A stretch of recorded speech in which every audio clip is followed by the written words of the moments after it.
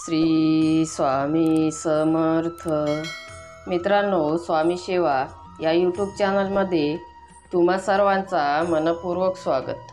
तर आज मी तुम्हाला स्वामी समर्थांना न आवडणारी ही गोष्ट लगेच सोडा याबद्दल माहिती सांगणार आहे.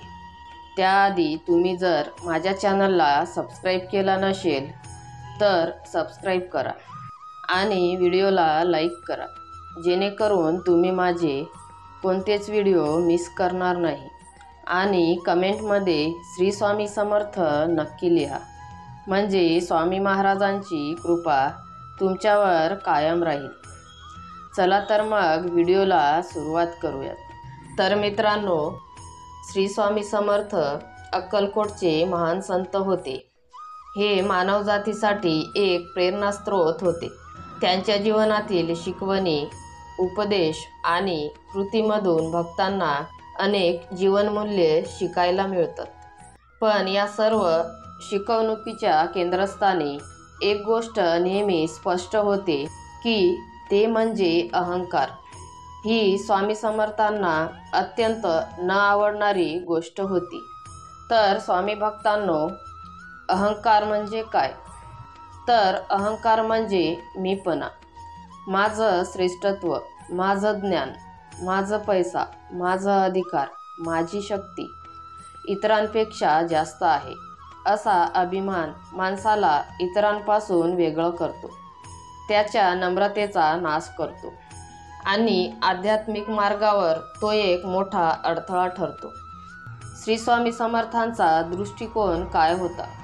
तर मित्रांनो, स्वामींना सर्व माणसे सारखी वाटायची. गरीब असो व श्रीमंत, ज्ञानी असो व अज्ञानी, त्यांनी सर्वांना एक समान दृष्टिकोनातून पाहिले.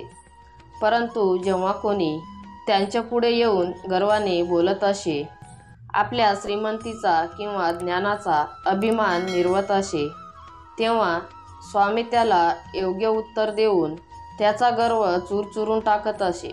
तर मित्रांनो, स्वामींच्या चरित्रात अशा अनेक कथा आहेत, जिथे त्यांनी गर्विष्ठ लोकांना धडा शिकवून त्यांना नम्रतेची जाणीव करून दिली.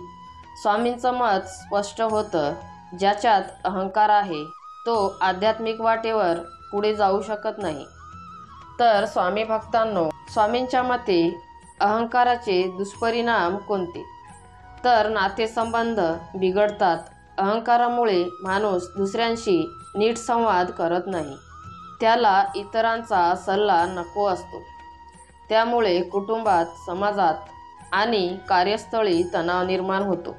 दुसरा दुष्परिणाम शिकणं थांबतं. ज्याच्यात अहंकार असतो तो समजतो की त्याला सर्व काही माहीत आहे, त्यामुळे तो नवीन काही शिकायला तयार नसतो आणि त्याची प्रगती थांबते. तिसरा दुष्परिणाम म्हणजे ईश्वरापासून दूर जातो. अहंकारी माणसाचं मन शुद्ध राहू शकत नाही. त्याला भक्ती, सेवा आणि नम्रता याचं महत्त्व पटत नाही, त्यामुळे तो ईश्वराच्या सानिध्यातून दूर राहतो. तर मित्रांनो, स्वामींचे काही उपदेश आहेत. श्री स्वामी समर्थ नेहमी सांगायचे की ज्याच्यात नम्रता आहे त्याच्यात ईश्वर वास करतो. अहंकारामुळे माणूस खरा आनंद गमावतो. त्यांनी अनेक वेळा भक्तांना हे सांगितलं की जगात काहीही तुमचं नसतं, सर्व काही ईश्वराचं आहे. म्हणून फक्त त्याची सेवा करत राहा, नम्र राहा. तर स्वामी भक्तांनो, अहंकार सोडण्यासाठी काय करावे? तर स्वतःला सतत निरीक्षणात ठेवा. ईश्वराची नित्य उपासना करा, सेवा करा. स्वार्थ न ठेवता इतरांच्या मदतीला धावा. ज्याचं अधिक ज्ञान आहे त्याच्याकडून शिका. मी काहीच नाही, मनात ही भावना बाळगा. तर मित्रांनो, श्री स्वामी समर्थांना अहंकार अत्यंत अप्रिय होता, कारण तो माणसाच्या आत्मोन्नतीला आडवा येतो. त्यांनी आपल्या आचरणातून हे दाखवून दिलं की नम्रता, सेवा आणि श्रद्धा हेच खरे मार्ग आहेत ईश्वर प्राप्तीसाठी. म्हणूनच आपणही आपल्या जीवनातून अहंकार दूर करून स्वामींच्या मार्गाने चालायला हवं. तेव्हाच आपल्याला आपल्या जीवनात खरी शांती आणि समाधान लाभेल. स्वामी समर्थांचा आशीर्वाद सतत तुमच्यावर राहो अशी स्वामीचरणी प्रार्थना करते. श्री स्वामी समर्थ.